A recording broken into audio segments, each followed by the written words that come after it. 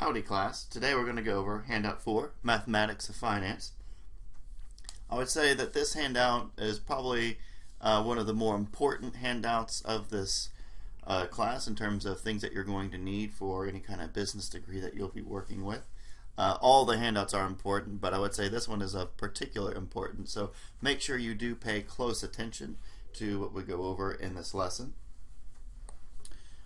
Before we get into finances, I want to make sure that you guys understand the exponent function and the logarithmic function. These are both very important functions to understand in order to work through problems involving finances and money, and so you definitely want to make sure you understand this part of the class if you plan on doing anything with money.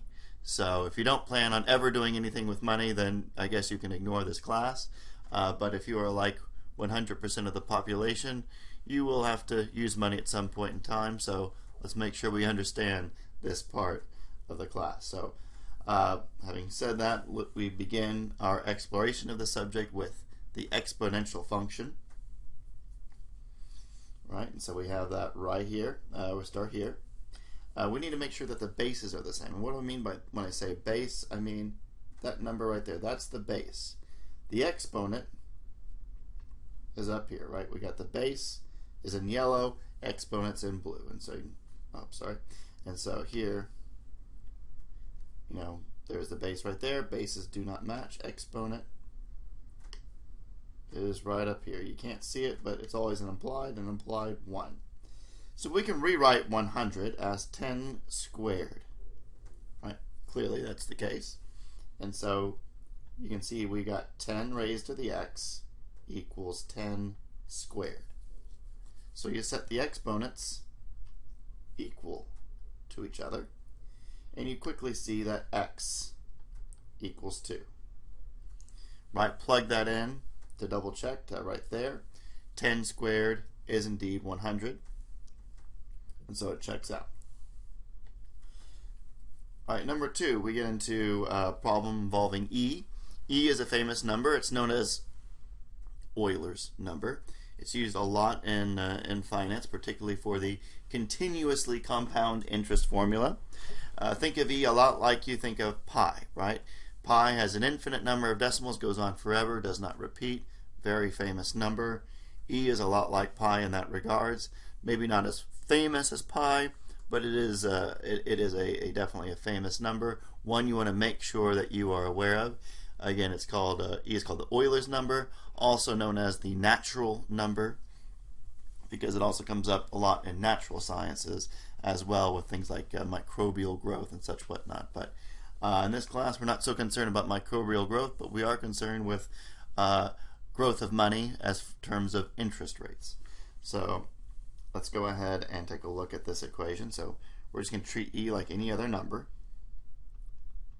And note that on the right-hand side, we can rewrite this as e to the 1 minus 5. Right, because there's a little 1 power there, right? So you note that you subtract the exponent on the bottom. You can only do this if it's division. So e to the 1 minus 5, and so that means that we have e to the negative 4th power. So we set the exponents equal to each other just like we did before, and we can clearly see that x equals negative 4. Okay. Alright, so the problems are about to get a little bit more challenging with this one. Alright, so first thing we do is we're going to divide both sides by 5 to get rid of that 5. And note that that will get us the 1/5 base on both sides. So we got 1/5 raised to the x equals 1/5. And keep in mind that we'll have always an implied exponent of 1. Alright, so we set the exponents equal to each other. 2x equals 1, therefore x equals 1/2. Alright, you plug that into here, you'll get 2x, or 2 times a half is 1, so we have 1/5 times 5 is indeed 1. So that answer checks out. We go to the next one, number 4. So this one, the difficulty is getting higher, but we can still get this done. So we have 1 over the square root of 2 raised to the 2x equals 8 divided by 4, right? We divide both sides by 4, and we have a 2 right here. So we have 2 on both sides, that's good. And so we're going to rewrite the 2 over here as 2 to the negative 1/2 exponent. All right, and that's just part of our exponent rules. A square root simply means a 1/2. The fact that it's on the bottom means it's negative. All right, and so over here on the right-hand side, that's just 2 to the first power. All right, so we can set the exponents equal to each other right now, but let's just do one step first. This becomes 2 to the negative x equals 2 to the first. Now let's set the exponents equal to each other. Negative x equals 1, implying that x equals negative 1. And if you plug that into the original equation here, you'll find that the left-hand side does in fact equal 8, right? Because this would mean a negative 2, which will make this whole term be positive 2. Positive 2 times 4 is 8. Left-hand side equals right-hand side. Okay, so the concept of exponents, most students have an easier time with that than they do with logarithms. So with a logarithm, we just want to make sure that we understand what's going on. When you take a logarithm of a number, like say a, basically what you're doing is you're asking yourself a question, just like every operation asks itself a question, right? Addition asks a question, right? If you put two numbers together and you add them together, what is their sum? That's the question of addition. The question of logarithms is this: what exponent do I have to put on b in order to get a? Right? And so that's why we have this term here, right? They both imply the other. So what term do I have to put on b in order to get a? Note, take a moment, study that this relationship, make sure that makes sense. Okay. Don't just memorize it. Make it make sense. B raised to the what power gets me a? So let's come here to the first problem we have here. So we ask yourself, 2 raised to what power gets me 4? Should be clear, the answer is 2. But you know what we're asking is 2 raised to what power will get me 4? And so we kind of do the same thing that we did before for the simple problem, right? 2 squared, c equals 2. The answer here is 2. 2 raised to what power gets me 4? The answer is 2. 2. Number 2. Log of 0.01. Alright, so first thing you notice is that there is no base listed right here. So whenever you don't see a base, it means that you're dealing with a common log. A common log will always be base 10. And that's just because we have a 10-base number system, and so it's used so often that log base 10 gets its own special nomenclature written out where you don't have to write the base. There is even a special button on most calculators where it just says log. If you look on your calculator where it says log, it's going to be base 10. As a matter of fact, a lot of calculators won't even let you calculate a log that isn't base 10 or base e. That's the only two that most calculators will do. Alright, so let's take this a step further. 0.01, what does that mean? Well, that's log of 10 to the negative second power.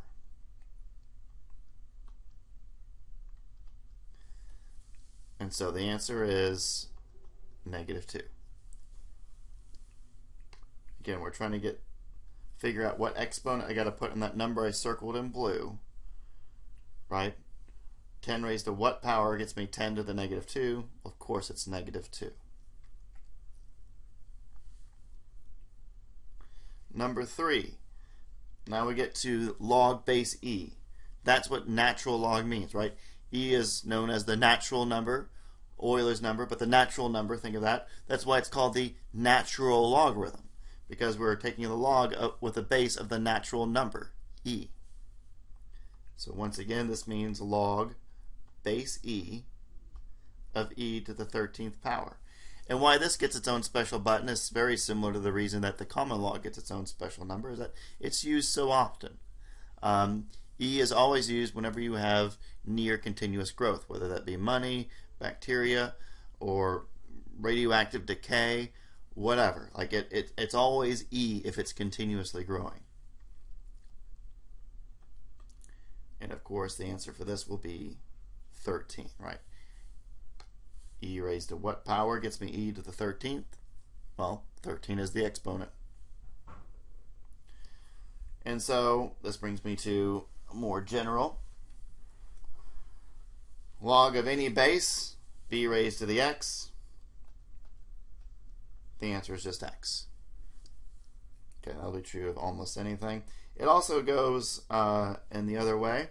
If I have the exponential function and I have log base b of some number x, as long as these bases match, right? That's the important thing. What I highlighted in yellow, those have to match. As long as those match, your output will always be x. Okay.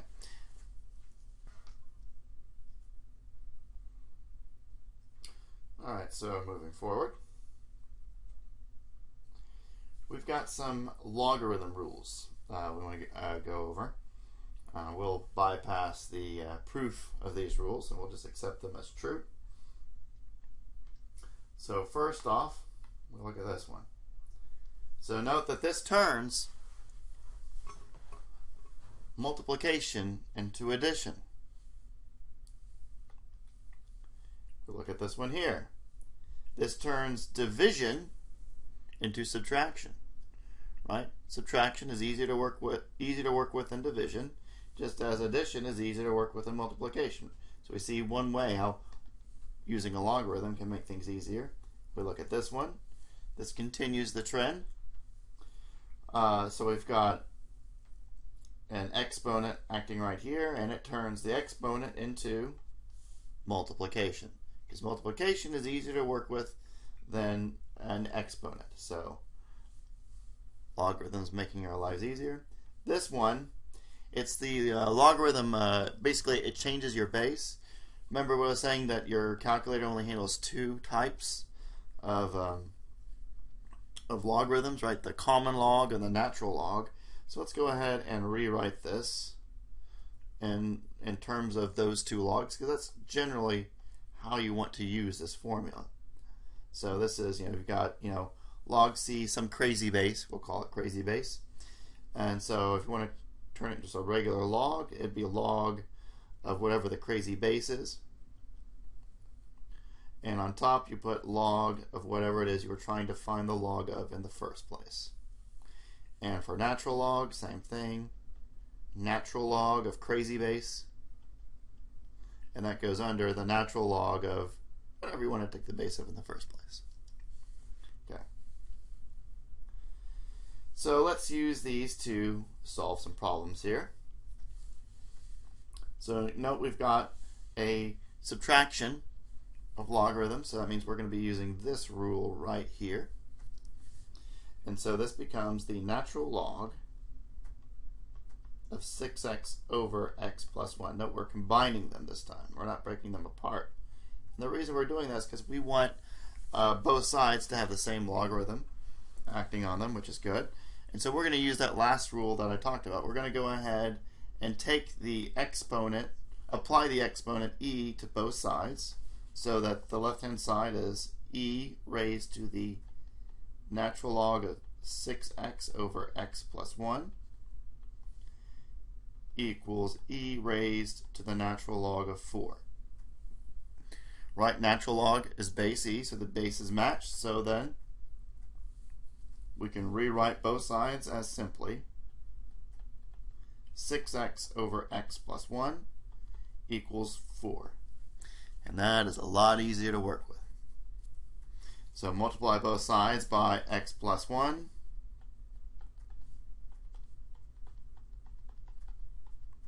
Like so.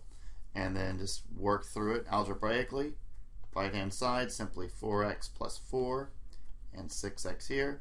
Subtract 4x from both sides and we get 2x equals 4. Divide both sides by 2 and we find that x equals 2. So moving on to number 2. Now we have log base 16. So one thing we note, we can use one of the rules. We're going to use this rule right here. Okay, we're going to take the exponent and bring it out to the front. And so this will be 1/2 log base 16 of x plus 1. Alright, we just took the exponent here and brought it out to the front. Reminder, square root means 1/2 exponent. Alright, multiply both sides by 2.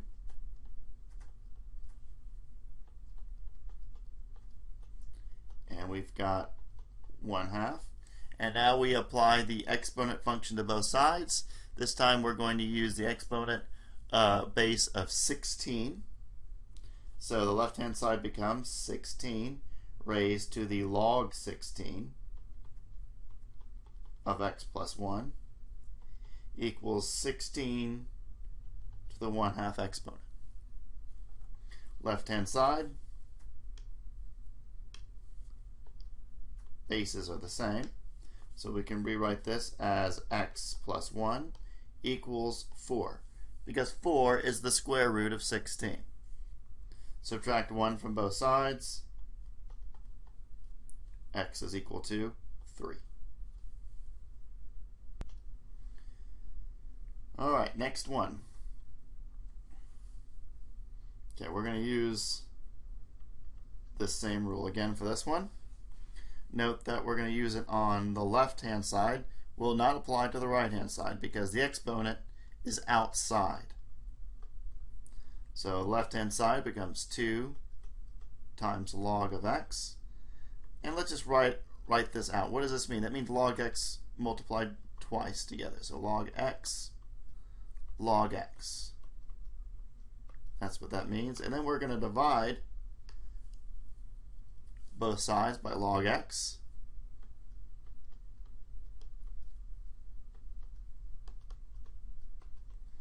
Note that what cancels here, and so what we're left with is 2 equals log x. And so a reminder, that's a base 10. So we're going to raise both sides by, or use the exponent both sides, and the base will be 10. So this will be 10 squared equals 10 raised to the log of x. 10 squared is 100. Right hand side is x, and so x equals 100. Okay. Alright, so next one. Look right here. Note that's addition, so we're going to be using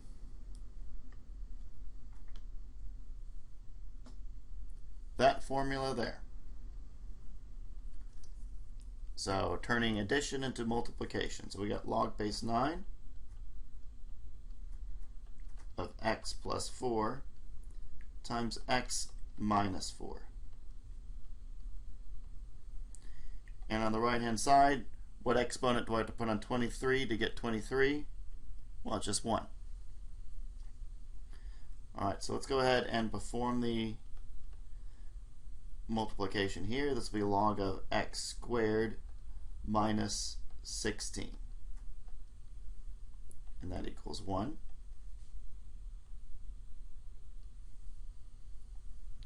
Okay. Apply the exponential function with a base of 9 to both sides.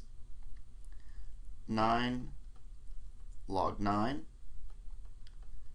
of x squared minus 16 equals 9 raised to the first power.